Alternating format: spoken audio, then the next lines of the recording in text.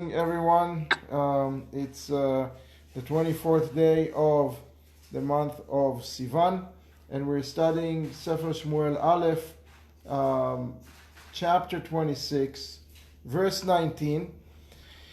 And we are in the just on the verge of a very significant event, and very sad one, very terrible one, but that it came to that. Let's just review where we are, and then we'll get to it. So, David, after the death of Shmuel, doesn't believe that that Shaul is going to stop chasing him, so he bolted out. He goes back to the desert. There was a story with Naval in between. David is marrying two ladies, Abigail and Achinoam, and then he hears that Shaul is after him. What happened? Shaul was incited. He had good souls, as we call them, that did not let David, go enjoy life, or they were against David, essentially. David rose very quickly from the time of the death of Goliath through his several wars. The whole story took about 2 years or less.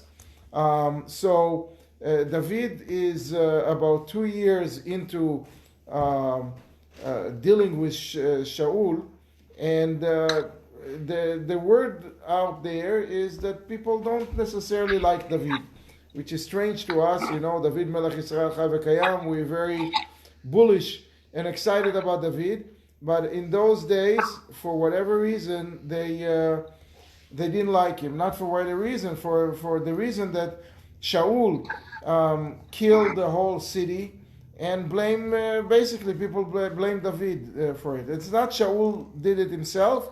It's the people around him. And those were the insiders. Those are the people that incited the community against him, incited the people against him, and ultimately incited Shaul again and again and again into chasing David. So what happened is that Shaul was chasing David several times, and this is the second time that David has the opportunity to stop it, to retaliate, to basically kill Shaul. He gained access. Of course, miracles. God set up this whole set of events, and Shaul ended up initially in the cave, and that David exactly was hiding in. He was ending up there alone. So that was one event. And now the second event, that David put guards and seers and watchmen, and they actually saw where Shaul is.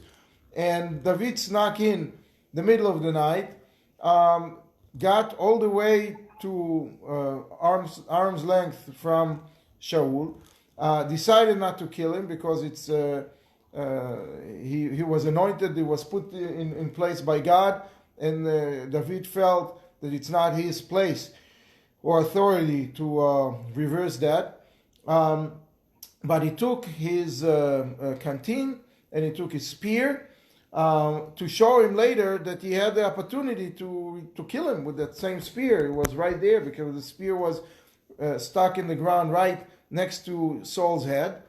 And he left. He went far away because Saul was there protected by 3,000 men, 3,000 elite unit. So he went far away, and then started mocking and giving over the head to the top insider, to the head of the insider, which was Avner ben Ner, Saul's either uncle or cousin, who was in charge of the army. And he's telling him that he should get the death penalty because he wasn't guarding the king. He was supposed to guard the king, and he was basically did not fulfill his duty. Secret Service that let someone get to the president, the heads roll. And in those days, heads roll means rolling literally. So he was mocking Avner and giving him over the head for creating this problem, for inciting Saul, for making him chase after David all this time. And then Saul, who woke up from his stupor, heard the voice of David, of his son-in-law, or rather former son-in-law, because if you recall, he took his daughter, Michal, Saul took his daughter Michal and gave her to someone else because he did not like at all that the relationship with David, and he felt that David did not really, is not taking care of his daughter because he's running away, all kinds of reasons. So he took his wife away, and now he hears David's voice, and he says, "Is that your voice, my son?" So David keeps his respect and does not mock the king, even though sort of deserved it because he didn't. The spear, David, Saul's spear is in the hands of David now, so it can you can understand the temptation to laugh at Saul, but David keeps his respect fully. And it basically tells him, "Why are you chasing me? It's enough. What do you want from me? What did I do wrong?" The same story over and over and over again. And now he goes, and this is the pasuk where we're going to start at 19. By the way, we are here on the left. I don't know if some of you have seen it in some other situation, but this is a website called Safraya, and it has a lot of stuff. It has a lot of books, hundreds and hundreds of books, all of the Tanakh, Mishnah, Talmud, Midrash, Halacha, a lot of different books. So instead of using their translation and copying it to Google Doc, I decided to just use the source because it's better. So you're invited to use it. It's free. Sefraya.org. You'll enjoy it. So the pasuk goes, "V'ata ishmana Adoni HaMelech." So now, after he's telling him, "Why you're chasing me?" David is basically telling him, "This is what I decided to do. I don't understand why you did that to me, but I'm starting to suspect. That maybe he couldn't figure out why, because there was no logical reason for Saul to do this, other than the insiders, right? So he says, he tells him, "If Ishman Adoni HaMelech et divrei avdo." So you listen, my king, my master, listen to your servant. Im Hashem esitcha bi yarach mincha. If God is the one that incited you against me, wow, what kind of words are those? If God is the one that incited you against me, so let it be my suffrage. Let the fact that I'm suffering. Let that be a payment for it, or an offering for this kind of for the fact that maybe God will forgive me, because we know that some of the things that help when someone is doing the wrong thing, and God is unleashing wrath upon that person. So when someone suffers, that helps expunge the problem. What? I'm sorry. So that helps clear up the slate. So on account of this suffering, he says that my slate will be cleared.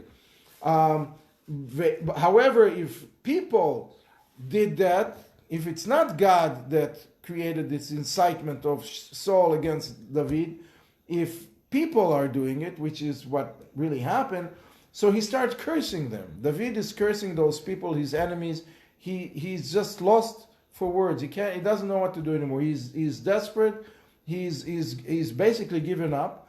He's telling them, so they should be cursed, those people, Lifnei Hashem, because they basically drove me out of the land of Israel. גירשוני היום להסתפח בנחלת השם, excuse me, לאמור לך עבוד אלוקים אחרים.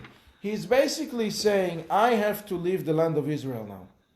I'm not going to be able to stay here because I can't run anymore. And twice already, God put me in arm's length from Saul.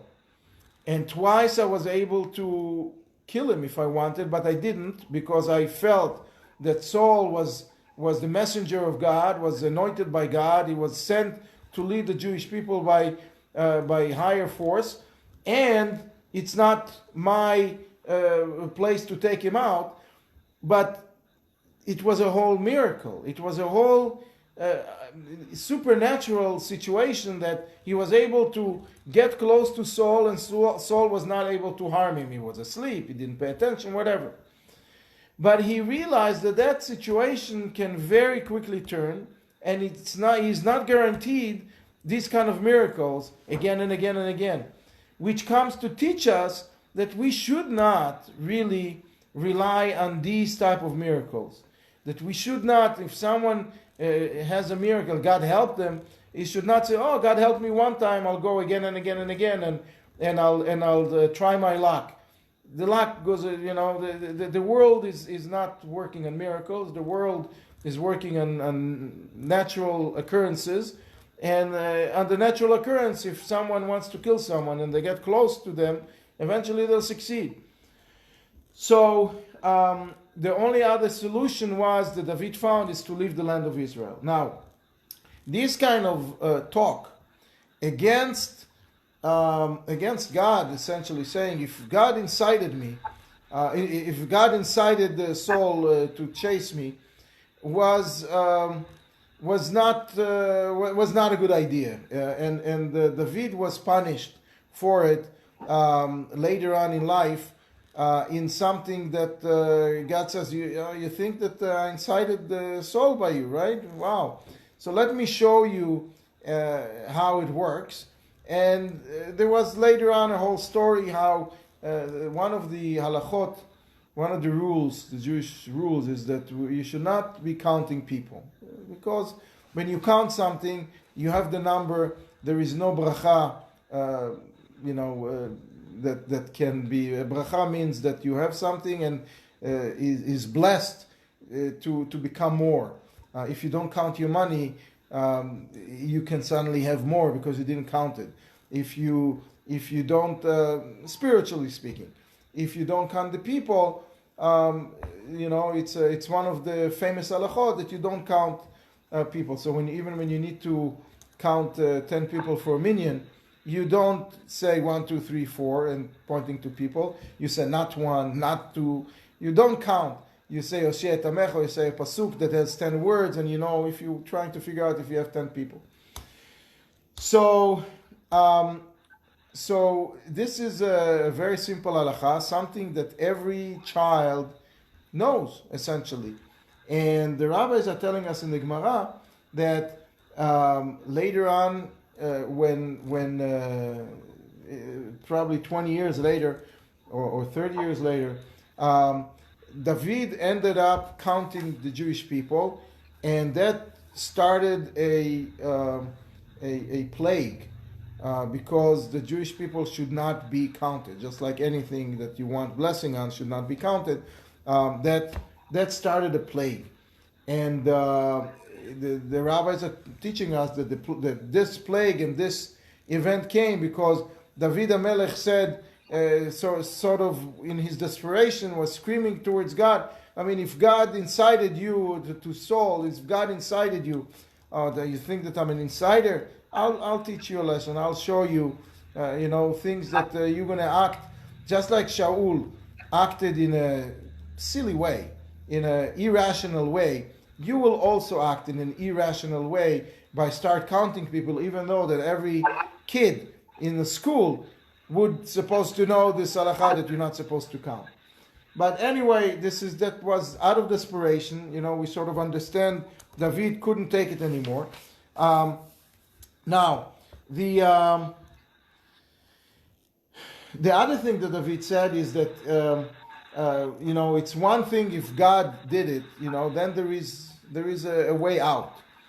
The isurim, the punishment or repentance can work magic. And also, if God sends someone some punishment, God is good and has know exactly how to measure the amount of punishment for the problem, and he usually doesn't give the entire punishment. He just cut corners to give the person the benefit of the doubt, even though in God's mind there is no doubt, he knows.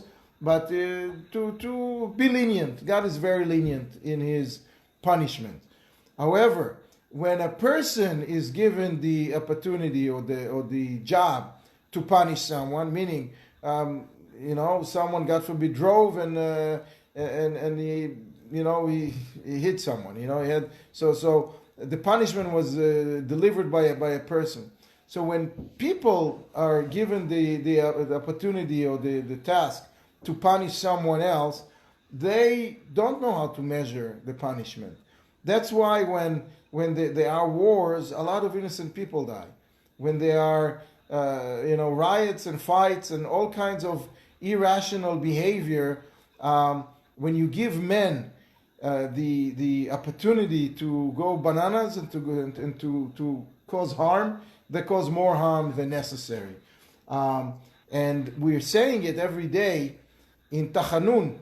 We're saying that words that David said, that please God, if you want to punish me, please you punish me directly. Meaning inflict some sort of godly punishment, a health issue or whatever. Just don't let me fall in the hands of other people, because when someone falls in the hands of other people, they get punished according to the logic of that person, which in most cases is way more severe than necessary.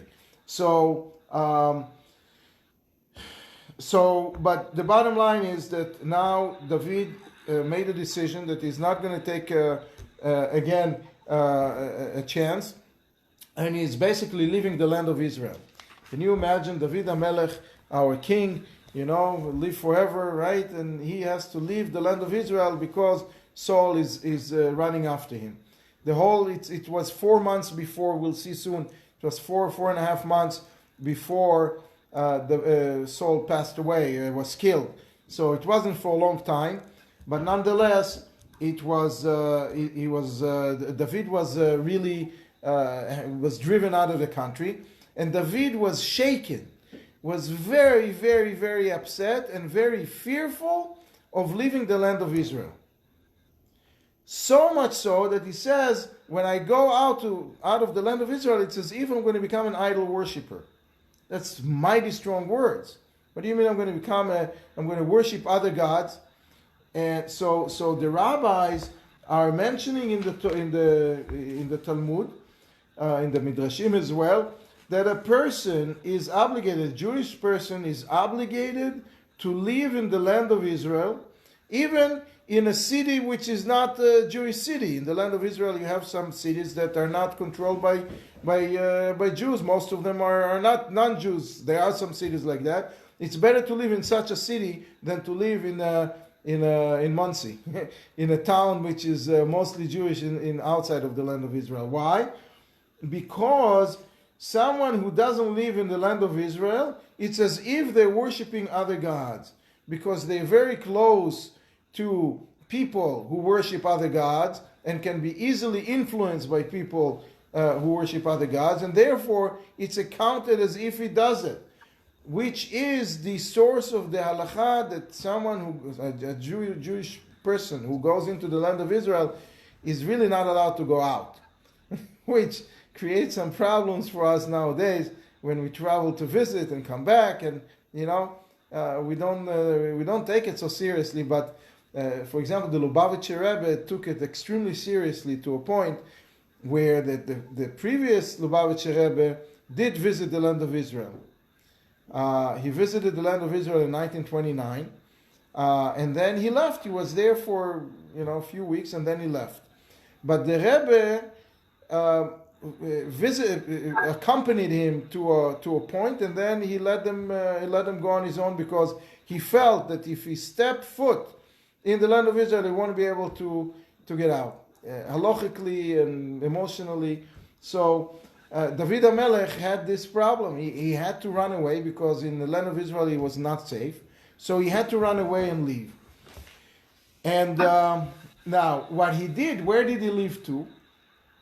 So we will see later, he left to a land which is adjacent to the land of Israel, which is actually geographically speaking belongs to the Jewish people. It's part of the modern state of Israel as well. It's where Beersheba is, Kiryat Gat, the whole area where the Philistines at the time were staying. So it's practically the land of Israel, but officially, the land of Israel, but practically it was under the rulership of the Philistines. So he went there to not really leave the land of Israel, even though he's not technically within the borders of what was considered at the time the land. So, but before we'll get to that point, let's just finish with the final rebuke that David is unleashing on Shaul, and he's telling him, "Ve'ata al yipol dami arza mineged pnei Hashem." That why am I leaving the land of Israel? Because I don't want to spill my blood. That my blood will be spilled on the ground in front of the eyes of God. כי יצא מלך ישראל לבקש פרעה אחד כאשר ירדוף הקורא בערים, because the king of Israel came out and started seeking a single flea, as if he's hunting on the hills.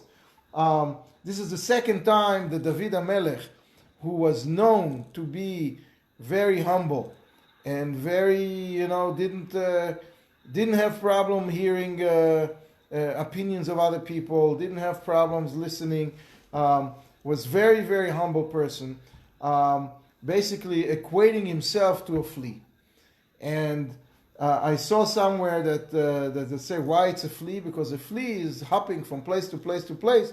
This is how he felt when he was hopping from place to place to place. David was running around from here to there like a flea, and so he's basically telling Saul that he's wasting his time. He's looking for a flea in a big desert, and now the flea is going to go outside of the country and go look for him. Vayoma Shaul chatati. So now Shaul again and again. This happened several times. This, however, is the last time. This is the last meeting, the last face-to-face meeting between David and Shaul. This is it. It's the final goodbye. They both don't know it, but David felt it, because he made a decision, he's not coming back until it's time for him to be the king, which means, by definition, that Saul is no longer around.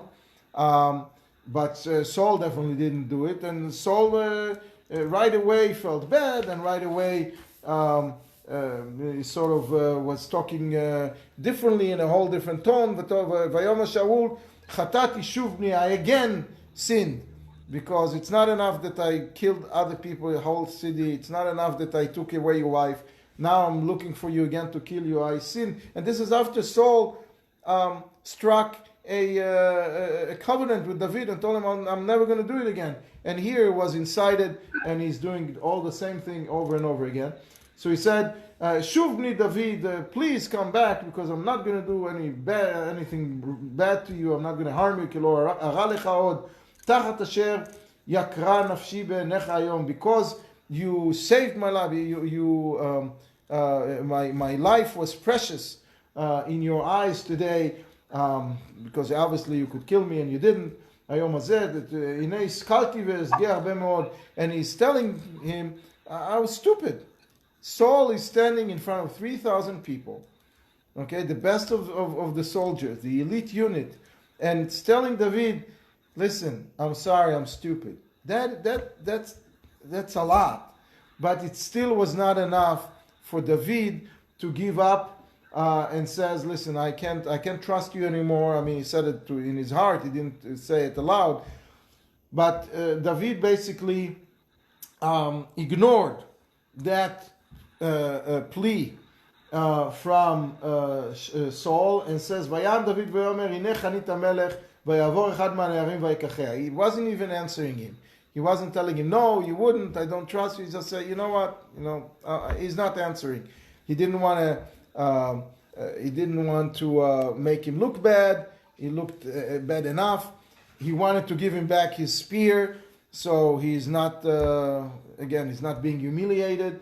But he's telling him, just send one guy, only one guy. I don't want you all to come here. I don't trust any of you. Just send one guy and take this the spear from me, and I'll return it to you. והשם ישיב לאיש את צדקתו ואת אמונתו אשר נתנך השם היום ביד ולא אביתי לשלוח ידי במשיח השם. And he says, and God, all I'm asking for, I'm asking for measure for measure. Just like I did not take you out, I'm asking God to pay me. I don't want you to pay me. I don't need, keep the change. But I'm asking God to pay me back because God knew how close it was for you to die. Because earlier, when in the evening, at night, when David went to near Saul, he took someone with him. He took his nephew with him, and his nephew was hot-headed, and he was ready to kill him.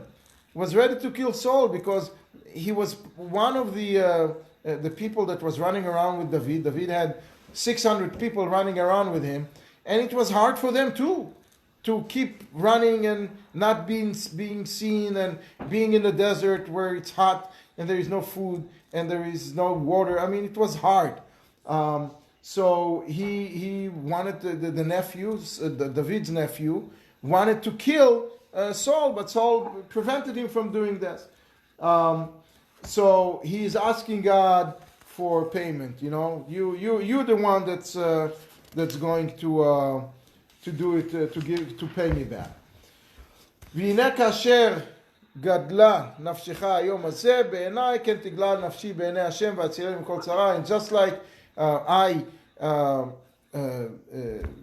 valued the life of King Saul today, and so will my soul be valued in the eyes of God. So said David, and basically telling Saul, I don't accept your apology anymore. Enough is enough.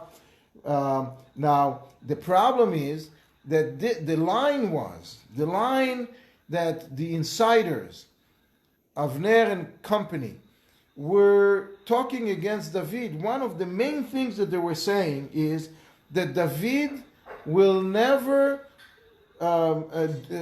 have the interest of the Jewish people in front of him.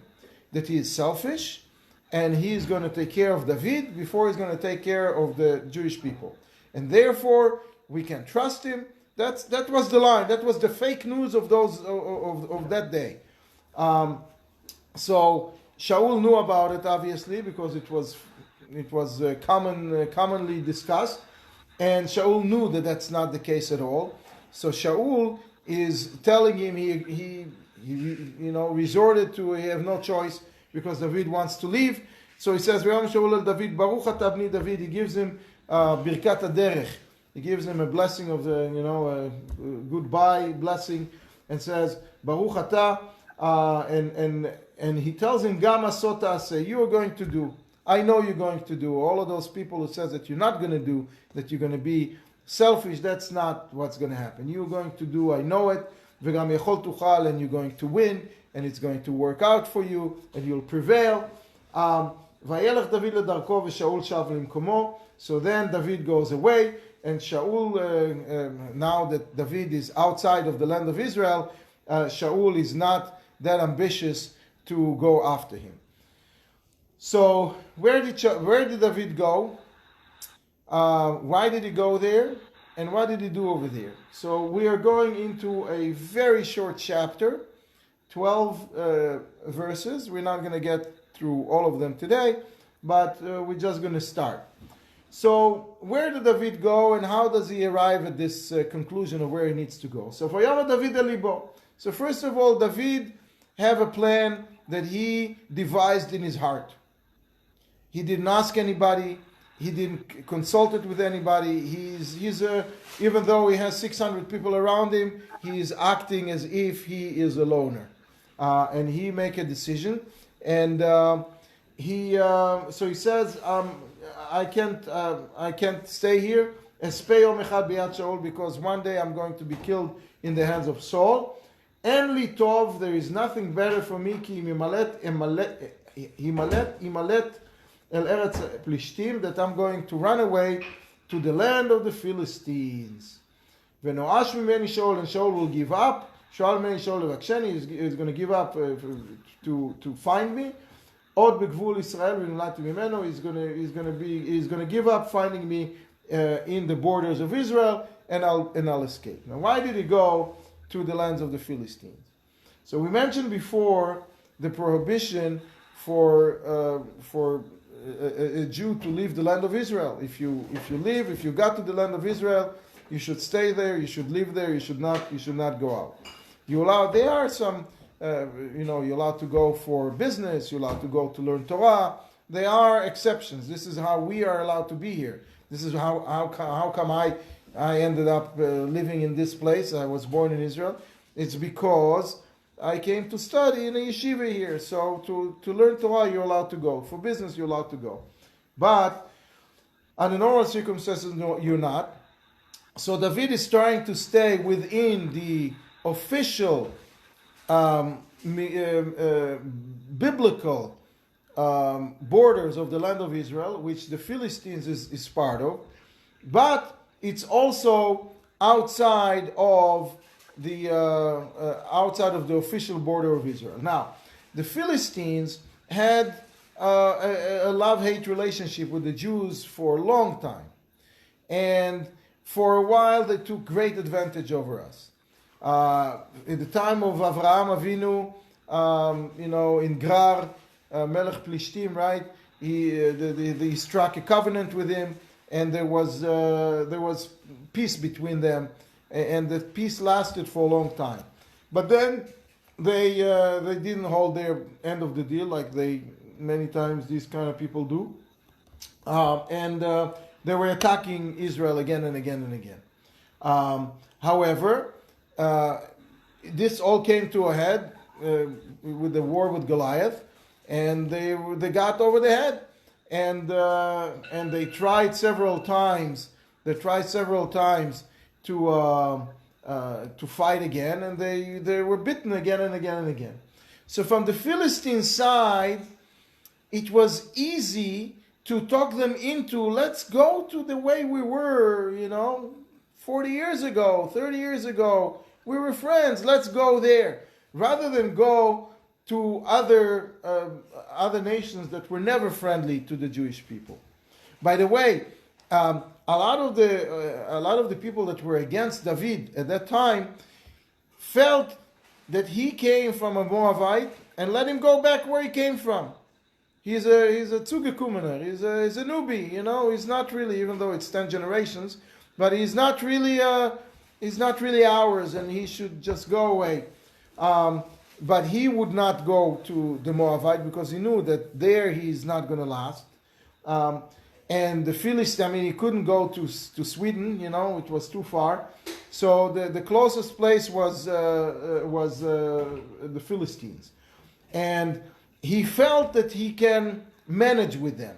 He's not going to leave on the one hand the land of Israel all the way, and they're going to be friendly enough, even though he sort of decapitates them.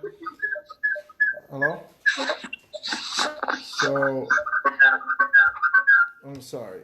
All right. So, Howard, you're twice in the whatever, it doesn't matter. So he went to the land of the Philistines, and but last time, if you recall, what happened last time, he went to the land of the Philistines, and he went alone. He went alone, and over there, the king of the Philistines, his name was Achish, almost killed him, because the bodyguards of this king were the brothers of Goliath. And he almost, they wanted to retaliate. You killed our brother. So what did David do? David was making himself look like an idiot, like a retard. Was acting crazy. And Achish let him leave and sort of chased him away. I don't need crazy people. I have enough. But now David is not afraid, because David is not going in on his own. David is walking in with 600 people. And with 600 people, you can't, the discussion is different. When you come with a show of force and they all were armed, and it wasn't planned, like there was a face-to-face standoff for weeks before it was in the spur of the moment. So suddenly he had to run away, and so he took the 600 people and he took a gamble. He thought that when he gets there, the Philistines are not going to be ready to chase him or to fight with him right away. So he'll be able to negotiate. So that's what he did. Vayakom David vayavor hu v'sheshet meot ish asher imo. So he didn't go alone. He went with all of the 600 people. El Achish ben Ma'uch melech Gad. He went to Achish, to the same place, to the same king. Some say it was a different king, but whatever, it was the same. It's very likely that it was the same king, because it's the same name, and it didn't happen much later. It's a year ago, a year and a half ago that he went there for the first time. A year ago, actually, even less. So, Vayashev David im Achish begat, hu v'anashav, ish uveito. So now, Achish is acting in a very strange way. On the one hand, on the other hand, you can understand it. He doesn't want to fight. He feels that he's not going to be able to get rid of David so quickly, because he has, armed militia. And he thought, what? Maybe I can turn this situation to my advantage. Maybe, just maybe, I can make all of this worth my while. I'm going to use David against his brothers, the Jews in Israel. That's what went through Achish's mind. I'm going to use David to defeat his own brothers. So I'm just really nervous if all three go to the Democrats. Hello? All right, let me just 1 second. I'm sorry. All right. So, Vayakom David vayavoru. So Vayeshev David im Achish begat, hu v'anashav, ish uveito, David u'shnei nashav Achinoam ha'Yisraeli v'Avigail esh Nabal ha'Karmelite. So he goes there, and he goes there with his wives. So the wives now are taking a great risk and going together with him. They're believing in him, and after marrying him, they probably, can, dead on arrival if they stay in Israel. So they're going with him. And here we see again how David really appreciated it both equally, even though Abigail was a prophetess and was a much more, probably smarter and more talented than Achinoam HaYisraelit. He puts Achinoam HaYisraelit in front to show that they're equal footing with him.